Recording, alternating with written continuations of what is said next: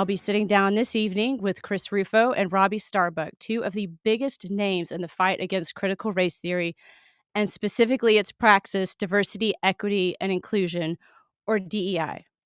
In this continuation of our month-long focus on critical race theory, we will discuss the advent of DEI, its meteoric rise, and now near total collapse. These two speakers have done the most to give early warning of the toxicity of these policies, help America to find its voice, to fight back, and help bring about its demise within major corporations and the U.S. government. Before we get started, a few housekeeping items. This event is scheduled for 1 hour. Depending on what device you're using, there should be an audience chat feature beneath or next to your viewing screen, as well as an ask a question feature at the top of the chat. Please feel free to comment to your fellow audience members throughout the discussion, and be sure to utilize the question feature to ask your questions throughout. We'll take them very soon into the event. We will get to as many questions as we can, but the 60 minutes is going to go fast. As a warning, rude or demeaning comments will get you removed from this event, and you will not be permitted to re-enter. And I must remind everyone that the opinions of our guests are always their own and may not necessarily reflect those of M4LU or Moms for Liberty.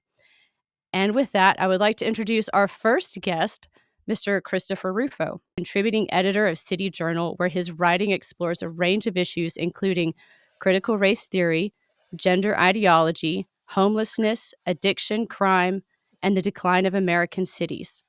Rufo has been published in FoxNews.com and the New York Post. He is the author of the New York Times best-selling book, America's Cultural Revolution, available wherever books are sold. Rufo is a leader in the fight against critical race theory in American institutions. His research and activism inspired a presidential order and legislation in 15 states, where he has worked closely with lawmakers to craft successful public policy. As a filmmaker, he has directed 4 documentaries for PBS, Netflix, and international TV, including America Lost, which tells the story of 3 forgotten American cities. He holds a BSFS from Georgetown and also an ALM from Harvard. He lives in the Pacific Northwest with his wife and 4 children. Please welcome Chris Rufo. Hi, thank you for joining us. Thanks for having me. All right, our next guest is Robby Starbuck. We'll get right to it. Filmmaker, activist, and father, Robby Starbuck has been on the cutting edge of America's culture war since he first endorsed President Trump in 2015, which led to his departure from a successful production career in Hollywood. He was raised with the greatest appreciation for the fact that he was born in America. His Cuban family fled communism, and because of that, he never let the opportunity of America slip through his fingers. He first set his sights on the film and music industry, despite having very little money and no connections in the industry. He overcame and built one of the most successful production companies in the entertainment business while never taking a business loan or a partner, and he went on to direct Oscar-winning actors and some of the biggest stars in the history of music. But sensing the danger of communism rising in America, he became vocally, politically in 2015 by endorsing President Trump, and he knew that would come with consequences, which is why he now lives in Tennessee. He was blacklisted. He didn't let that deter him, though, and he built a platform for his loyal followers who helped him rise to become a major influence in American politics. As a result, his thoughts and ideas have been amplified by world leaders like Elon Musk and President Trump. Robby now hosts the Robby Starbuck Show to shine light on the issues at the forefront of our rapidly changing world. In 2023, he released a documentary, The War on Children, which I understand Amazon just lifted the ban on, so check that out on Amazon Prime. And it's a feature-length documentary. We actually did a watch party on it last year, and it covers the many ways our children are under attack by woke culture and global agendas. And we'll get to his work in 2024 here shortly. He lives in Tennessee with his wife of 17 years, Landon Starbuck, and their 4 children. Please welcome Robby Starbuck. Thanks for having me, Robin. Happy to be here. You know, I just want to tell the audience a quick side bit about Robby is I started the Williamson County, Tennessee chapter of Moms for Liberty in May 2021. And our first ever event was CRT 101. And nobody knew about Moms for Liberty at the time, and certainly not me. And Robby was the first one to say, hey, I will do that event. I'll commit to you right now. And I was a little bit floored. I said, that's kind of a risk, isn't it? We're completely unknown. And his response always stayed with me. He says, "You guys have moms in the title, and moms will always fight for their kids, so I'm down." And Robby has been with us every step of the way since then, and we're so appreciative of all that he's done. So let's get right to it.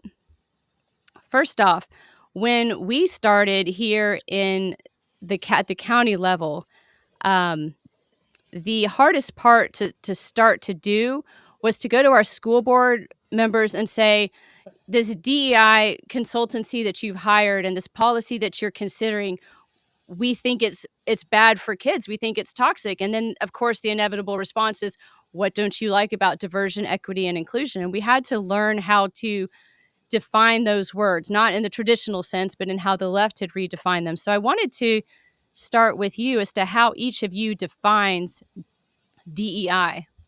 So we'll start with Robby. Yeah, for me, it's fairly simple. DEI, look at the practical result of how it affects people's lives. And so, what I've seen, especially when you talk about the school level, is that it pits kids into two groups, oppressors and the oppressed.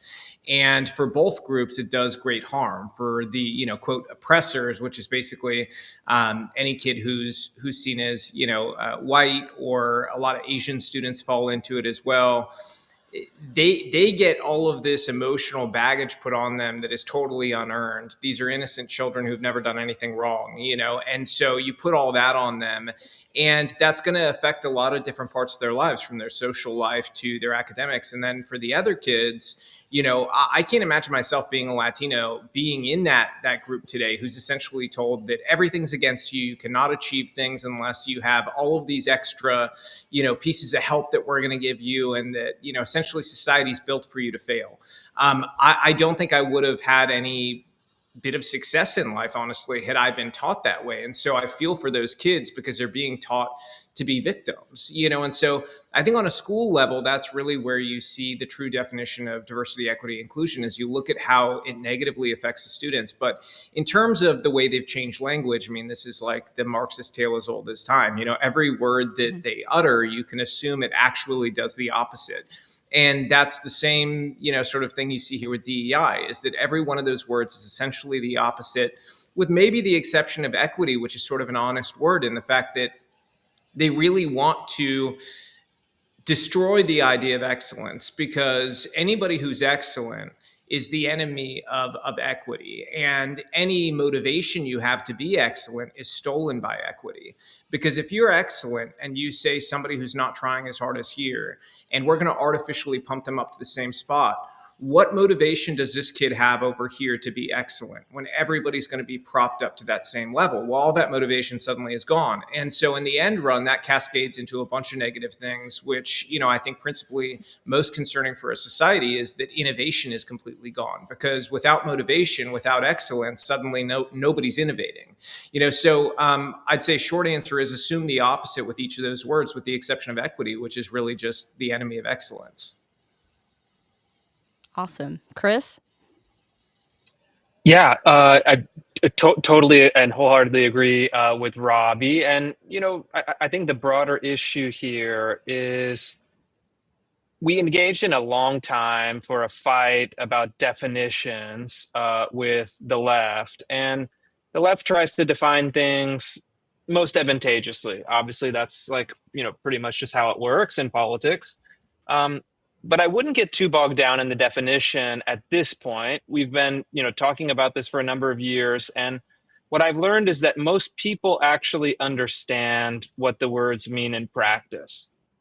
What they might mean in theory as abstractions. But at this point, everyone kind of knows what DEI means, what critical race theory means. And I think it's important to, in a debate, to quickly define the terms and repeat those definitions, but then move on. You don't want to get stuck in Mm-hmm. definition and kind of semantic debates. And what I think has been so great is that our definition, the definition that Robbie just laid out, is now the definition of DEI for most people. I mean, we really truly have debunked what is, in a sense, the euphemistic definition. And most people now associate DEI with its true nature, which is discriminating on the basis of ancestry and subordinating calculations of accomplishment or merit, depending on how you want to define those. And so I think that's good. I think we've essentially won the debate. And what's so exciting about what Robby has been doing lately, and also now what we're doing, with in the White House, is fantastic, because we're moving into the actual political solutions rather than what has been for too long, kind of an abstract debate. Well, I think when we were meeting with people and you're having to articulate over and over again, you need to get it down to a very quick answer. For me, and you can tell me if you agree or not, I distilled each one down to a single word: that diversity becomes quotas and inclusion becomes speech codes, and that equity is what it is. It's equity, not to be confused with equality.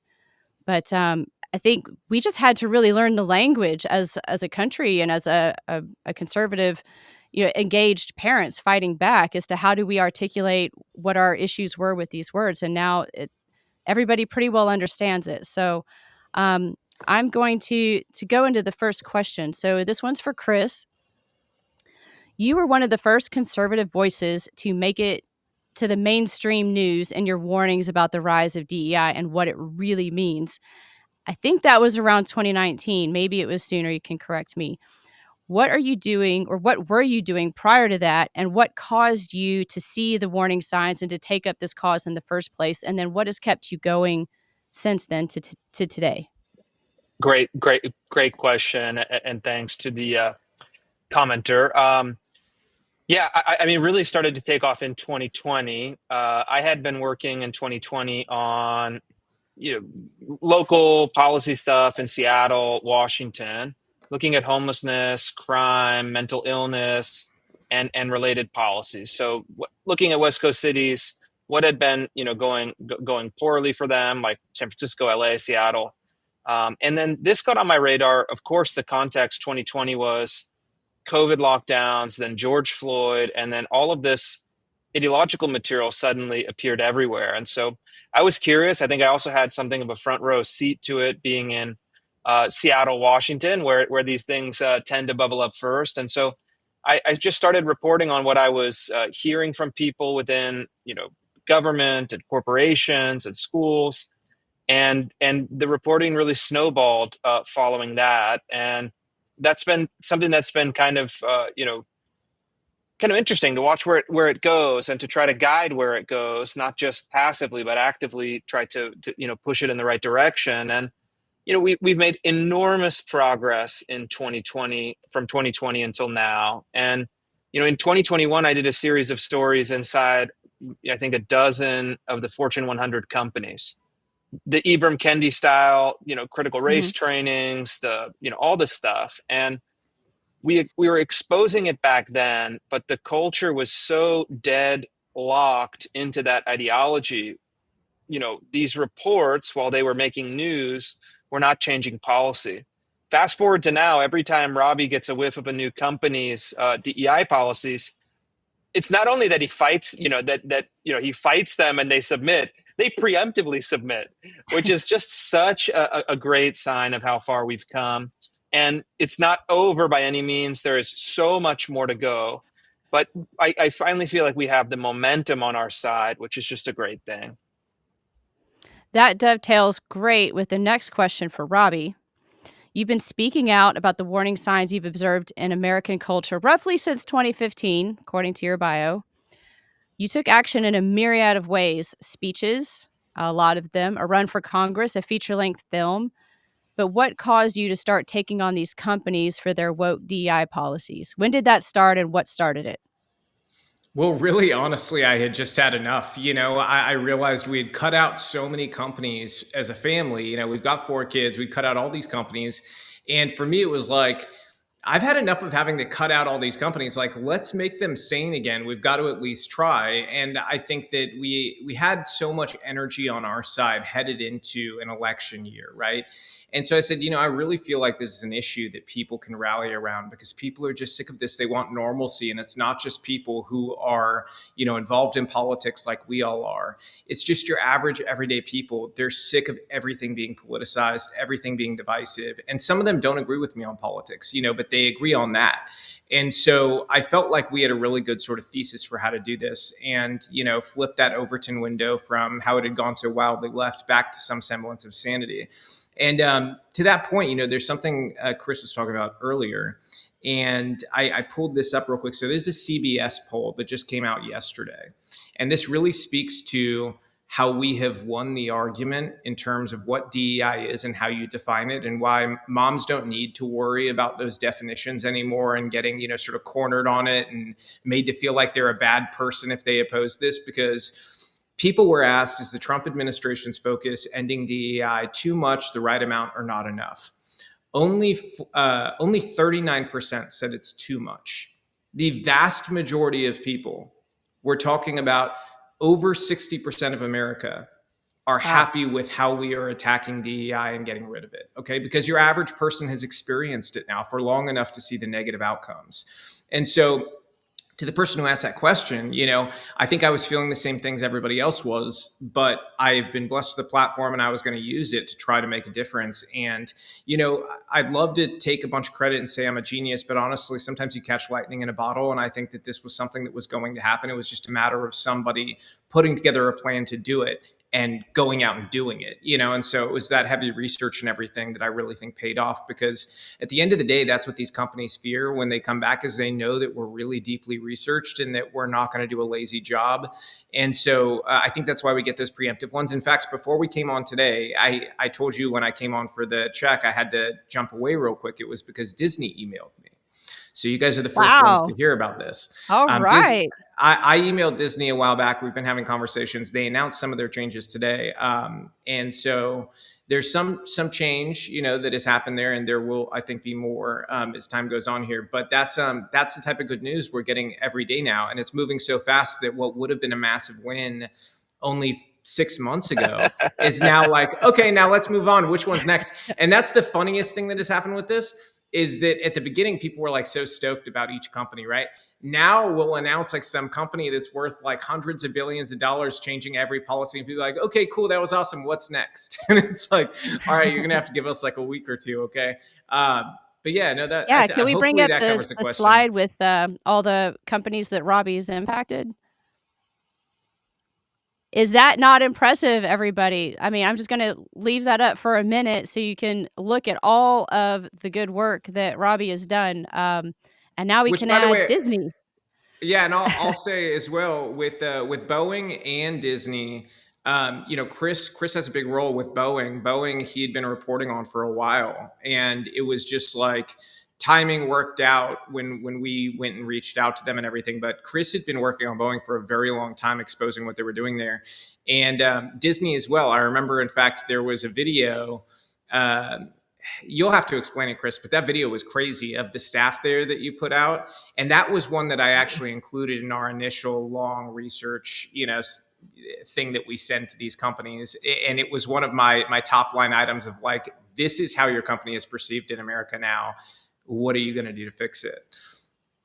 Yeah, that's right. And, the Disney fight started with DeSantis, because when DeSantis passed the bill prohibiting, gender and sexuality teaching in public schools, and I think grades K through 4 initially, or K through 3 even, Disney, kind of got up on the soapbox and said, we're going to protest this. We're going to swing our weight around, and, DeSantis is going to pay a price. And they were used to governors of Florida, of course, where they have huge operations, just immediately capitulating and backing down. But DeSantis did not back down. He actually doubled down. And during this fight, I was leaked these internal videos from Disney where they were just going off the rails. They were talking about how they were going to, turn all the, all the characters transgender. They were going to promote what they said was their, not so secret gay agenda. I mean, like, this stuff was like truly out of control. And so those clips, went far and wide. But what was interesting at the time is that Disney did not back. I mean, they were getting pummeled in the press. They were getting pummeled, with their Disney Plus subscriptions in the United States domestically. They were getting pummeled by the governor of Florida, who then stripped away some of their tax breaks and special status. But they were fighting for this stuff. They felt like they couldn't back down. They couldn't face down their DEI employees. And so they fought this, even though they were losing huge. Stock price was going down.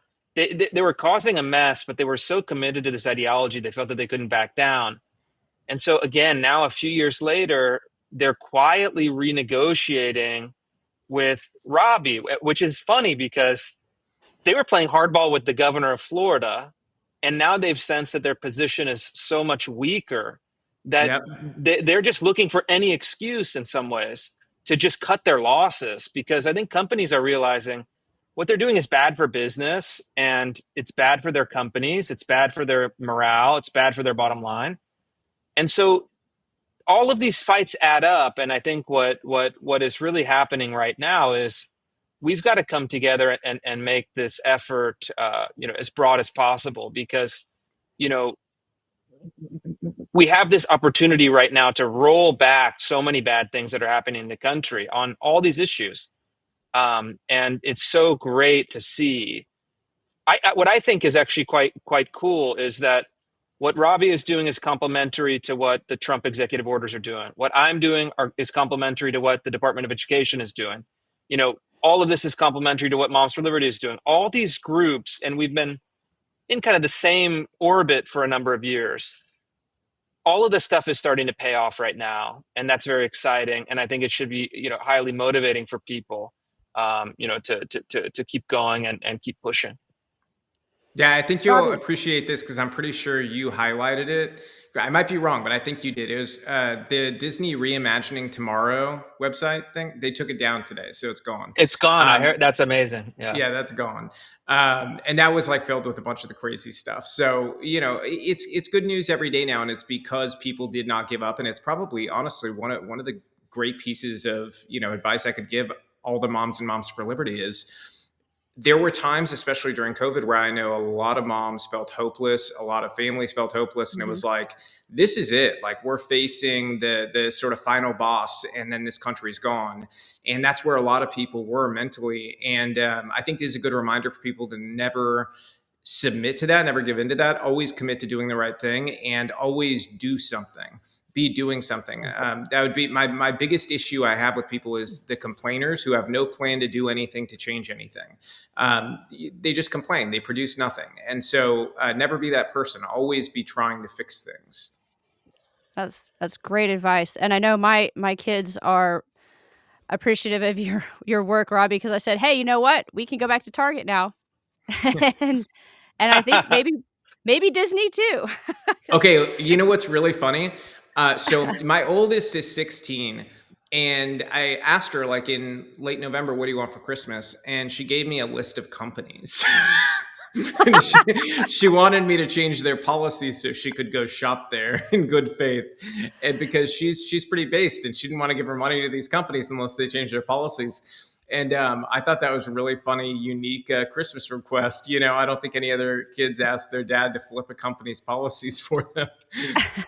Well, obviously, she's a firecracker, and she's gonna go on to do great things.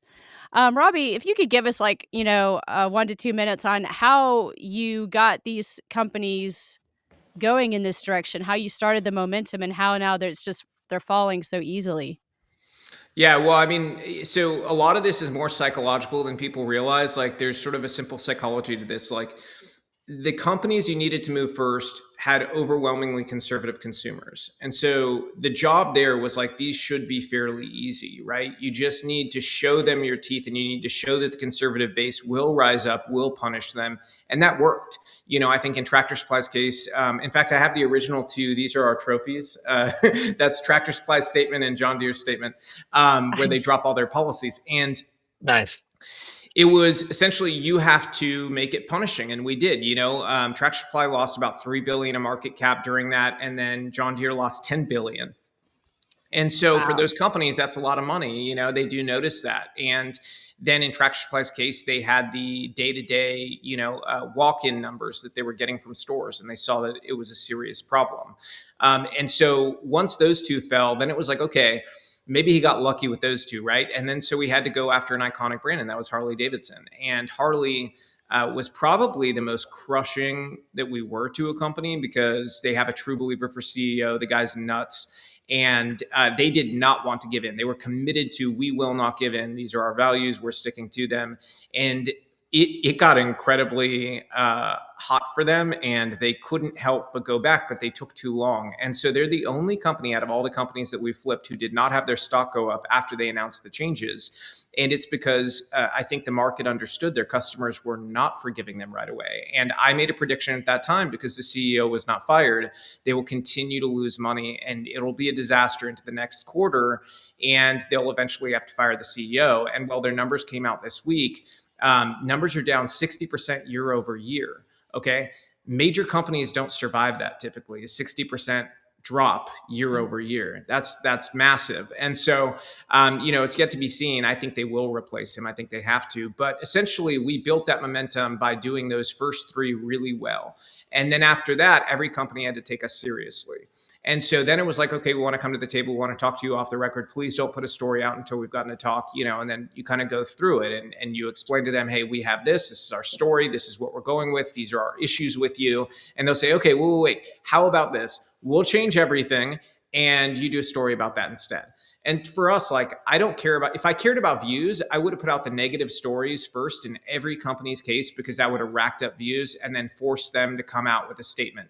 For us, it was about maximizing change. So it was like, okay, we'll do that and let's move on to the next one and move on to the next one as fast as we can, because that continues building that into a tsunami. It wasn't just a wave anymore, it's like tsunami. And so at that point, now companies that are like 50-50 jump ball companies that Democrats go to, Republicans go to, independents go to, like your Toyotas, right? They had to listen to us. It was like, do we really want to risk being the next Bud Light or the next Tractor Supply or the next whatever, Wow. And so at that point, I would say it was already close to that point. But when Trump won, it crossed this line for companies where they realized there's no way out. It'd be better for us if this was not a story. Let's start just announcing we're done. And so that's what's led us here today, is we successfully shifted that Overton window back to where the weird companies are now the ones that have all the crazy policies. Oh, amen. All right, this next question came from Mara over email, and it's for Chris. And the overlying question is, was DEI ever a legal policy? I always believed DEI was established to make sure there was a diverse group of employees in a company or organization. It has, however, been used to terminate people whose faith dictates one man, one woman, saying that under DEI policies, that faith discriminates people and violates DEI policies. When did it stop being just a supplement to hiring practices? Great question, and a very kind of deceptively a complicated question, in fact. So we've been testing this since really 2011.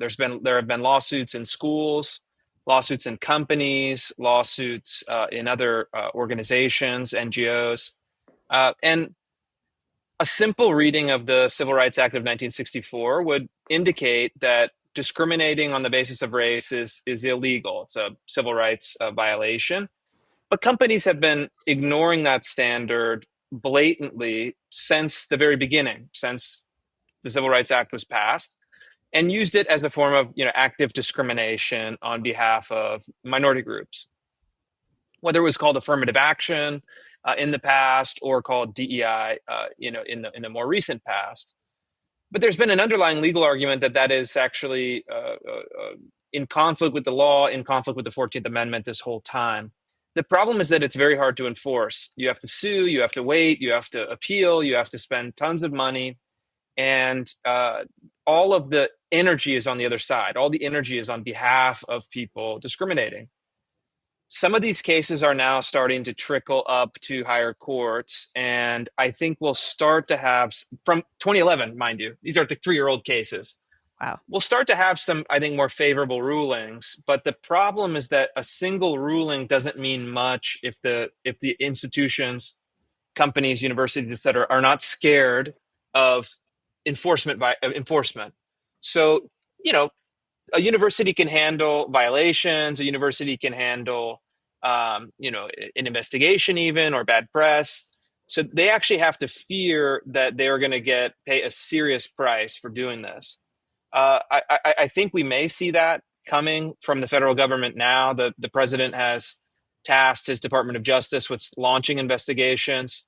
Um, but we should be cautious because we're actually trying to overturn, more than 50 years of practice that has entrenched this way of thinking in institutions. And so if we want to get to actual colorblind equality, which is the policy that I favor, we're going to have to keep pushing. And if we want, for example, I think your commenter is referring to um, religious liberty in the workplace. Mhm. We're going to have to keep pushing. That's not going to happen overnight. It's not going to happen by executive order. It's going to happen through a whole campaign. Activist campaign, media campaign, legal campaign, legislative campaign. All of the pieces have to come into play to shift the culture so that companies start to think, look, the reality is most companies would not, have a policy discriminating against African Americans. No big company does that. It'd be unthinkable. In fact, people are trying to do the opposite, and so they should have the same kind of cultural presupposition for all groups. Say, hey, we really just want to find the person who's the best fit for the job. We're not going to put people in preconceived boxes. And I hope we get there. We're not there yet, but we're going in the right direction. A return to merit. Let's hope so. Okay, from Richard. Many companies are cutting their DEI policies, but there is a fear that they will continue under the radar. What do we look for as signs they are doing this? Yeah, so that's sort of one of the key components of how we built our campaigns is they're not predicated just off of us going and researching them. They're predicated off of whistleblower testimony. So we have people who work at these companies who inform us on what's going on. And so in the case of each of these companies, if something does come up and these companies are doing things they shouldn't be doing, we will find out about it. In fact, there is one company we've already worked on that we are currently putting together another story on because of whistleblowers inside, which reminds the other companies that we are watching, we are checking back, we are making sure that they're doing what they said they're going to do, and that consumers really do want to know. And you doing, sort of lip service is not going to be enough. And so that follow up is very important. Unfortunately, it's not an action item I can give to people because a lot of times they understand, at least in this environment, if they are going to try to secretly do it, they're going to be trying to do it secretly. They're not going to be putting it up on their website for everybody to see, and that in itself is something, but you do have to keep checking in. I will say though, one of my greatest fears, and I don't have very many fears. I'm not a fear-based person. I'm not a big believer in it, but I do have a fear that we're going to win so much over the next few years that some people who have been checked into this and have been sort of, following along are going to check out because life is just getting so normal and so good that it's easy to sort of Yes. want to let go and relax, right? And I hope people remember how bad things were and how close we were to truly a totally nation destroying situation if Trump did not win in this last election. And remember that, hold on to it. Don't forget it. And remember that if we want to keep winning like this, we want our kids to inherit the country that we all believe we can be, that we need to stay engaged. And we can't just let go, because the same people who built this entire apparatus that was raking in billions and billions and billions of dollars around DEI and CRT, those people still exist. They didn't go anywhere, Mhm. and they're going to be looking for the first opportunity where they can burrow in and continue to do the work they've been doing. And so if we want to stop that, we've got to stay engaged. I've actually already seen some rackets about people setting up shop for how to get CRT out of your schools, which was probably the same guy Yeah. that put DI in your schools. and it's all about the Benjamins. I mean, Well, I think right this is how now. you know. This is how you know, by the way, who is doing things for the right reasons and who is not. Chris and I are not getting $1 million grants from the government. We're not getting $1 billion grants from the government. We're not being asked by departments to do things and then saying, okay, well, pay us this much and then we'll do it. We're just helping the Trump administration any way we can. And it's honestly, it's every person who's asked me within the admin to help with something, it has been an honor to just give them advice. And on the other side of the coin, you've got people who've set up these enormous shops to just rake in cash. And then Mhm. they turn around, and you can only describe it as money laundering because they turn it around. And those same people who get paid enormous sums of money donate and max out to Democratic candidates all across the country. And so it's nothing less than money laundering, but that's how you kind of tell if anybody's still on the fence who's watching, trying to learn about this, they're watching with their friend, maybe who's part of Moms for Liberty. That's probably a good signal to you who the bad guys are. Well, just like, if you're pointing out fraud and somebody else stopped, that's probably the person executing the fraud. Yes. But so, a lot of that going around. I think it's also, we're all excited because the pendulum was so far left, it was gonna snap, and now it's starting to move back to the center, and then everybody needs to stay engaged so it doesn't swing off to some other infinity in a different direction. So, it's not the time to just give up and go back to heads down into our daily lives, even though it's tempting. Okay. Um, Question for Robby. You're quoted as saying, "Our ultimate goal is to get companies to a neutral place." In your view, what does a neutral place look like for companies? I feel like that plays into the pendulum analogy. Yeah, so I understand this, and this is by the way, I'm going to be perfectly honest. It's a theory of mine. I believe it. It doesn't mean it's a fact. We've got to test it out to see what happens. But I think that if I pushed too hard into forcing companies to adopt my views, first of all, I don't think we would have been successful. But secondly, I think had I been successful, all that would have done was ensured that this was going to flip the other direction just as hard. It was only a matter of time, right? So, like, it's a momentary win. I want long term for us to win and for our kids to live in a sane country. So that means pushing for an ideological system that these companies are going to adopt, where they essentially say, we're going to get out of the business of anything divisive or political. The only politics a company should really involve themselves in is directly related to the regulatory process of their company. If it's outside of their company's, sort of regulation or anything that they need involving their core business, they shouldn't be involved. It's doing nothing positive for your company, and you're doing a disservice to your shareholders. And that's the argument we've made over and over again, I think very successfully, because these executives are not dumb. They can look at the numbers. They know what DEI has cost their companies. They know that it has not been a net gain. They know that it's just a money suck and it's going to continue to be a money suck. So there's a monetary argument that they understand there, that just getting out of this business of having to have an opinion about everything is a good thing. Like, we don't need to know what Macy's opinion is on transgender operations. We don't need to know. I don't want to know. I don't want to know what they think about abortion. I don't want to know, because they're a company at the end of the day. They should have no position on abortion. They should just stay out of politics. They're a company, not a human being. And I think that's the thing I'm trying to remind them. Like, you're a company. You all, in your individual capacity as human beings, can have your own feelings and opinions on politics outside of work. But at the workplace, if you've ever owned a business, like I've had a bunch of small businesses and I've had thousands of employees, I know that the most important thing is unifying those employees to be able to complete tasks together. And that means doing things that unify them, not things that divide them.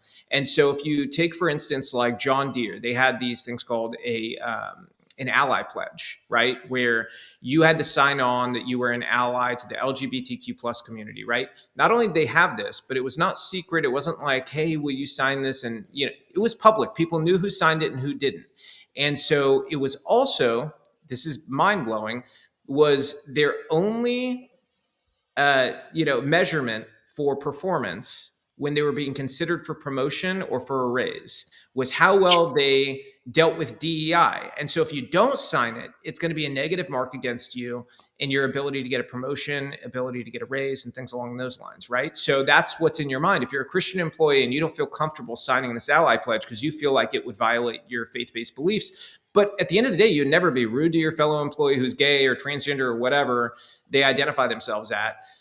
You know, you're put in this position where you have to violate your faith or potentially face negative consequences at work. And so that's a position that's untenable. And so that's the type of thing we're trying to get rid of and say that's not healthy for a company. That's going to divide people, and it's going to make people treat each other like social pariahs if they don't agree with one another. And that's exactly what happened to employees who didn't want to sign it, is they felt like social pariahs at work. So what does that do for cohesion? It does nothing positive. You completely break apart any semblance of a team that you have when you do things like that. And so for me, that's what neutral is. It's taking division out of the workplace and saying politics doesn't belong here. Do that on your own time. Work is work. Focus on work. Amen. I love that. So we talked a lot about what Robby's been doing in recent months. Really, last 6 months has been a heyday for you, and we're so appreciative of all the work that you've done. Chris, earlier in the event, you mentioned specifically your work in the DOE. Can you expound upon that some more? Sure. Yeah. As Robbie said, and I will echo, I'm not a government contractor or a government employee, but in my role as a policy fellow and analyst, I do provide advice. I've been providing advice to a number of different cabinet departments in the last few months. Advise a number of cabinet teams on how to wind down their DEI departments on January 20th, once they took over the office. And I had a nice visit with the Department of Education last week when I was in DC, and I'm very encouraged by the people that they have, staffing the department.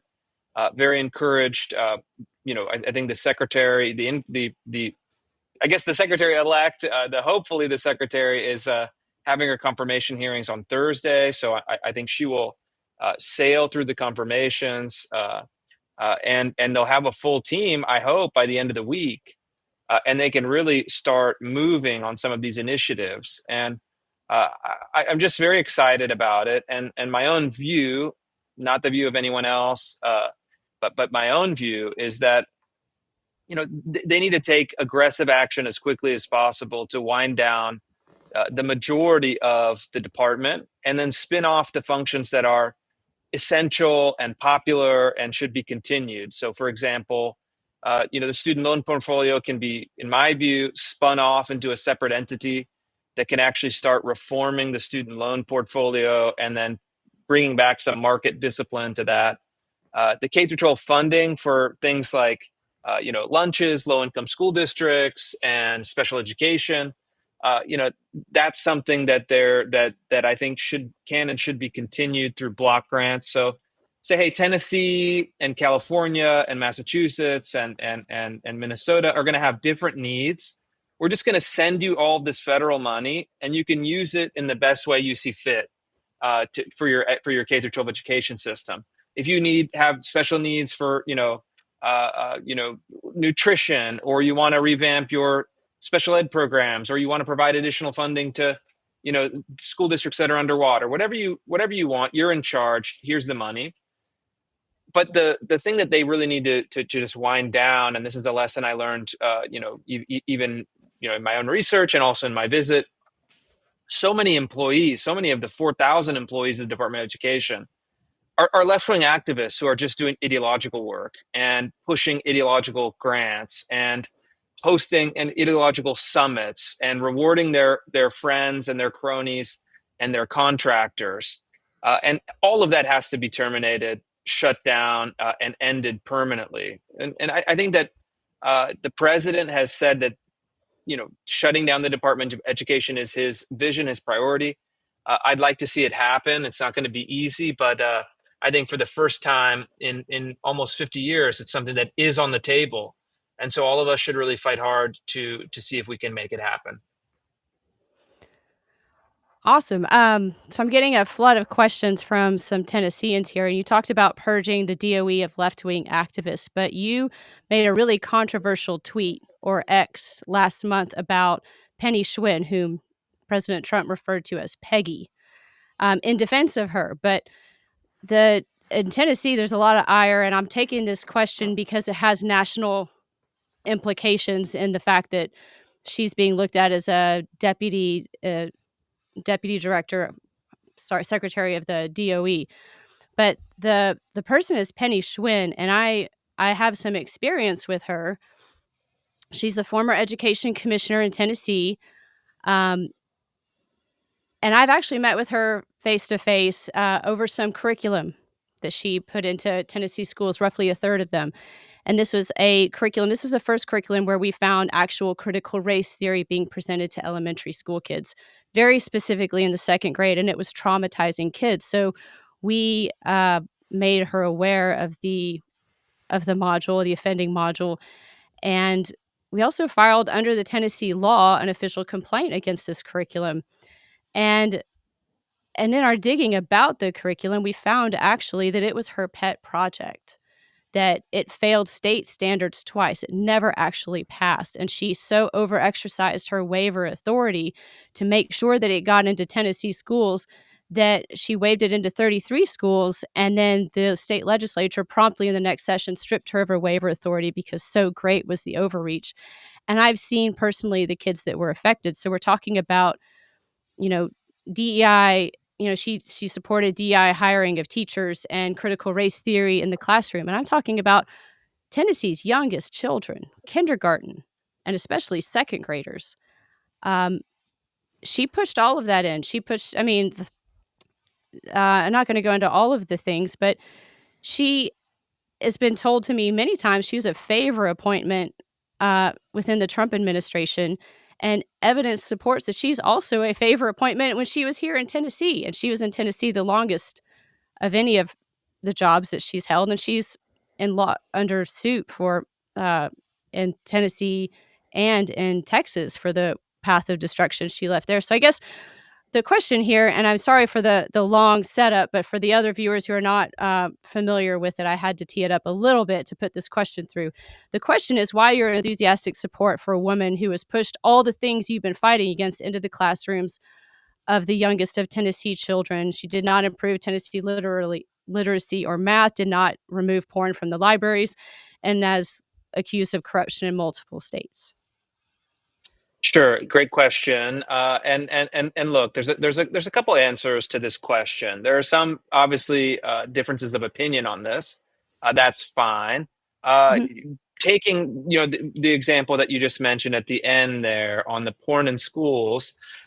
I dug into this because when I first, heard about this, it's obviously very alarming. I dug into it and I talked to a number of people and I asked, where is this porn in schools that she has, failed to take out? And no one ever actually, provided a particular.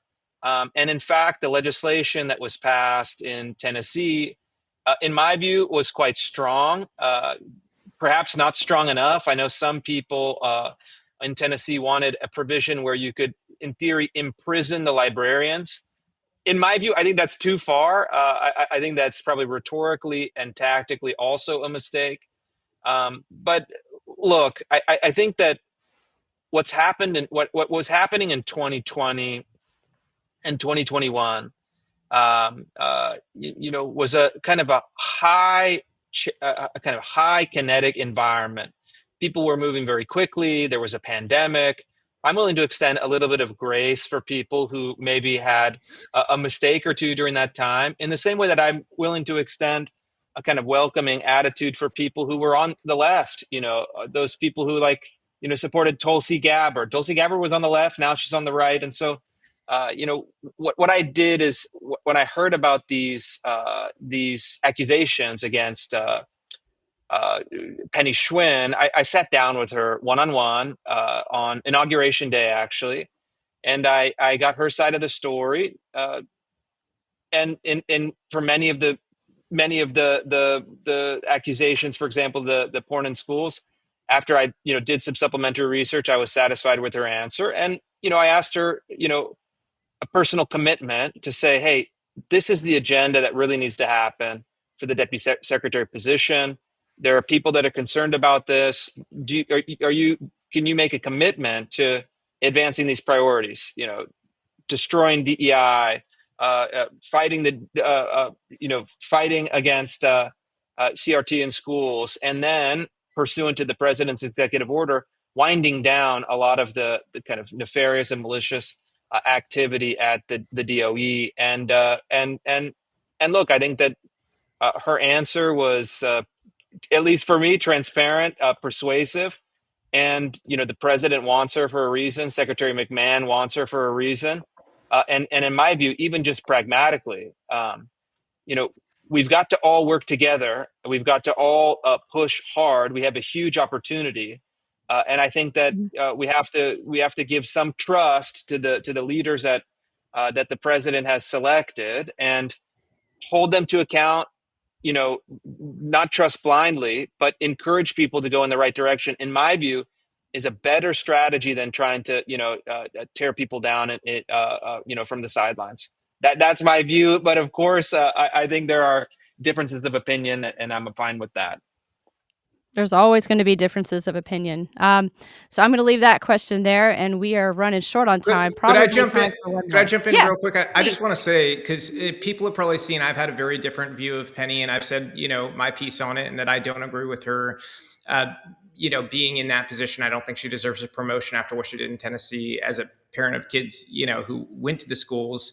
However, I've seen some people say some negative things to Chris about this, where they have said things I felt like were really out of line online. Like, I just want to say you're hard pressed to find anybody who's done more to fight CRT and this horrible demonic ideology than Chris. So, I think people are allowed to have their own opinions about personnel and stuff like that. And he knows I vehemently disagree. I've talked to him privately. I vehemently disagree.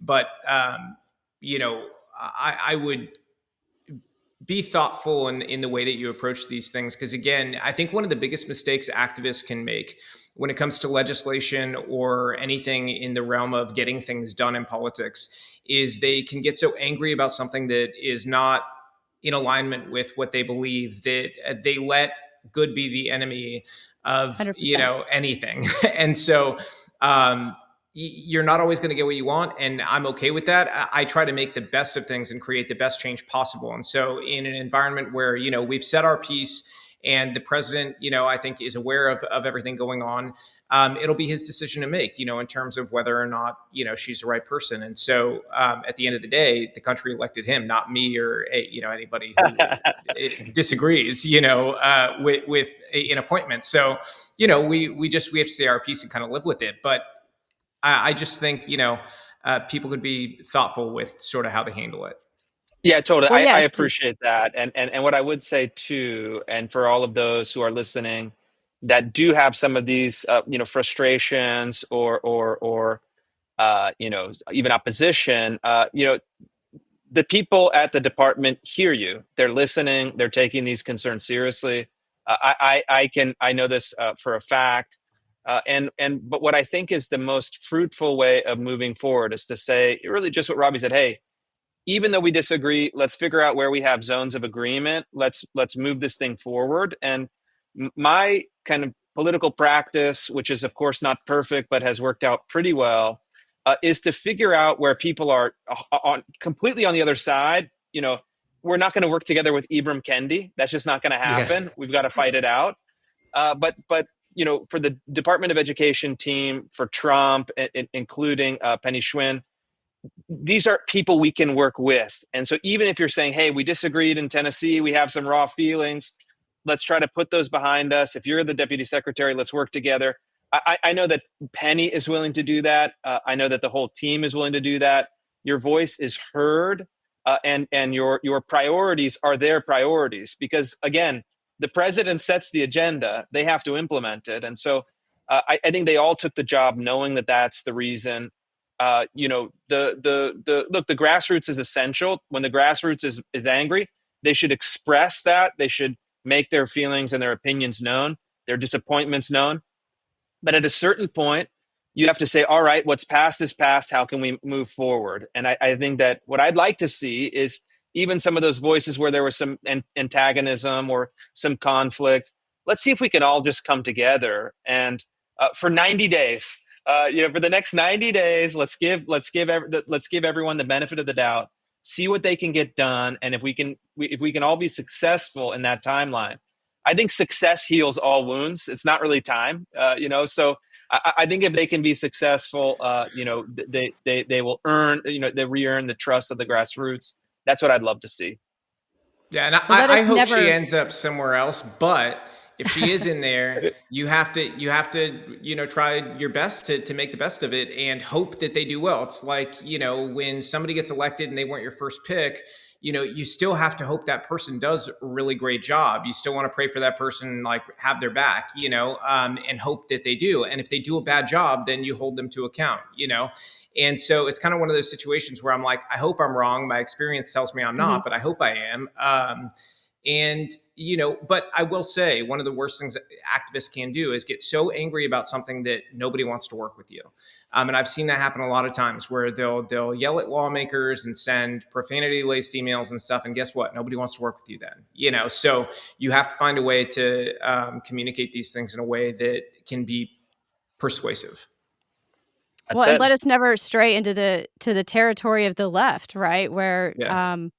we never wanna cancel anybody for a different opinion, and also remember that how we got to that echo chamber was they shut out all the dissenting opinions. There was no conversation, so iron sharpens iron, and debate is always, always a great thing, which keeps our side sharper. So I 100% agree. Do we have time? Actually, we got 3 minutes to go. I think, are we out of time, gentlemen, or do you have time for one more? Maybe a I'm okay for lightning one more. round, a quick one. Yeah. Yeah, yeah. Okay, lightning round. How can I, as a public policy researcher, reproduce your model at the local school level as I conduct research through open records requests, for example? Responses are deceptive. That's an interesting question. Actually, I think you could do something really effective. You'd have to utilize forms of local media and find who are the sort of individuals who have the largest social media accounts in your individual area. There's ways to do that, and also use your local print media and your local political groups that meet up. So, like your local Moms for Liberties, your local GOP meetings, and compile all the information into something that is really digestible. It cannot be 30 minutes long, more like 3 or 4 minutes long, and it's got to be fact based. Put all that stuff on a slideshow or in a video where they can see for themselves what the evidence is. They don't want to hear from your mouth. They want to see themselves what the evidence is, Yep. and show them exactly what's going on. And because seeing is believing, at the end of the day. But that can be really, really effective. Is essentially take that model of those videos that I do and just make a 3 to 5 minute long video with all that evidence and make sure every parent that you could possibly get it in front of watches it. Awesome. Chris? Yeah, I think that's exactly right. And look, information travels quickly, and information is almost always more powerful than opinion. And so to say, I don't like this, this is bad, is great. You have your opinion. But if you say, hey, this is what's happening in the local schools, and this is why I've come to the conclusion that we have to change course, is much more powerful. So whoever the commenter is, you're on the right track doing the open records requests. Keep it up. And I know you'll be successful. All right. Well, thank you so much, Chris and Robby, for taking the time to sit down with us tonight and discuss this truly out of left field concept that for a time seemed to turn our country upside down. We're so grateful to both of you for your work and helping to put things back to right sides up. Can you let everyone know where to follow you and also share any final thoughts or words of encouragement for our viewers who may be struggling to help their children or grandchildren or under a DEI policy themselves? We'll start with Chris. At Real Chris Rufo is the best place to start, and just keep fighting. Don't let up. Use the recent success as motivation. And Robby? y'all can follow me at Robby Starbuck on every platform except for TikTok where they banned me. And it's Robby with a Y instead. Actually, you know what's funny though? They texted me yesterday, somebody from TikTok, that they're giving me my account, and I was like, well, I kind of don't want it, but thanks. So Robby with a Y. My motivation for people, honestly, just ask yourself every day what you're doing to make the world a better place for our kids, because that's what matters. There's this question. I was a very thoughtful kid. I read a lot, and I had one big question that I always asked myself, and I think everybody can relate to it because we've all done it at one time or another, but I was kind of maybe compulsive about it. And it was, what is the meaning of life? And so that followed me until me and my wife had our first child, Scarlett, who's now 16. And the meaning of life is actually quite simple. It's our kids. And that when you look at them and you raise them upright and you see what they're capable of and who they are and what their hearts are, that is my reason for living. That's everything. And so ask yourself that every day in the mirror. I know we can get tired as parents and as people who are trying to change things and move things in a positive direction. You can get tired, you can be exhausted, you can be in pain, you can have all these things going on in your life that suck.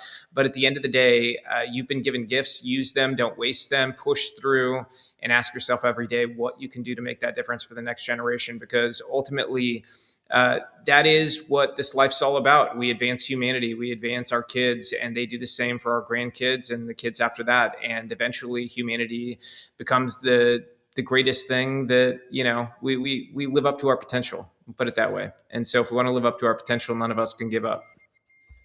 Thank you so much. I fully agree with that. That's my purpose too. Gentlemen, I appreciate your time tonight. Thank you. Have All a right, great keep it up. night. Thank you. Thank you, the audience, for joining us. We hope this discussion has been useful to you and that you will continue learning more about CRT and DEI in the month of February. Next week, don't miss our online screening of Uncle Tom 2, An American Odyssey.